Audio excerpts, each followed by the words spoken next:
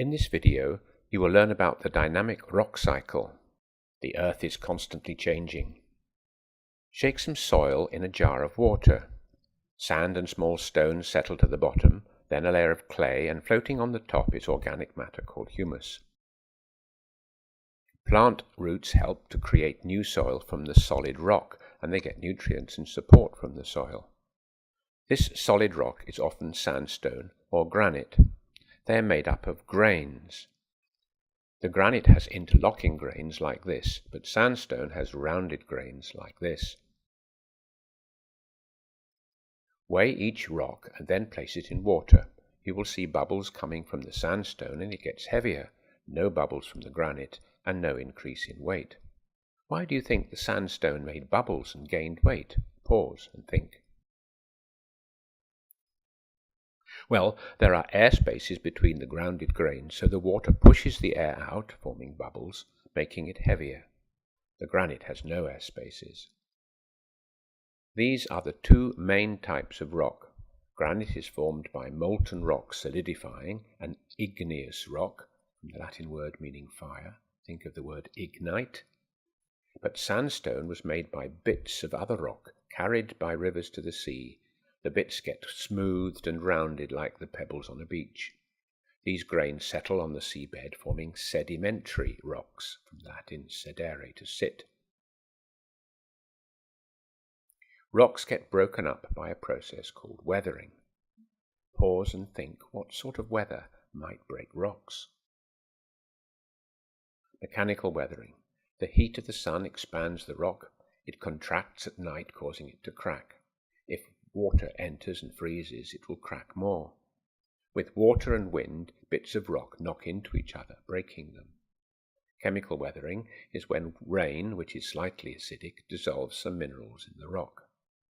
Biological weathering happens as lichens and then the roots of plants grow on the rocks, forcing their grains apart.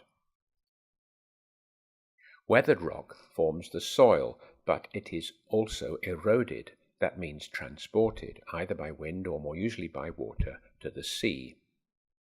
Notice the dark and light-coloured grains in granite. These are minerals, the pure substances that make up rocks. The dark grains are feldspar and the light grains are quartz.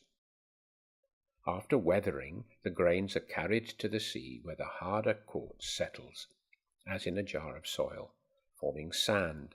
The feldspar settles more slowly, forming rich beds of clay containing most of the trace metals plants need to grow. During the movement of the great tectonic plates, see our related video, the rocks get folded and squashed, often ending up high in the air as new mountains form. If rocks are heated and compressed enough, they change their form and are called metamorphic rocks, from the Greek meta, change, and morph, form. From sandstone we get quartzite, and from clay we get first shale, then slate. Sedimentary and metamorphic rocks get weathered and eroded too. Tectonics carry the rocks down into the Earth's hot mantle, where they melt and emerge once again as igneous rocks, completing the rock cycle.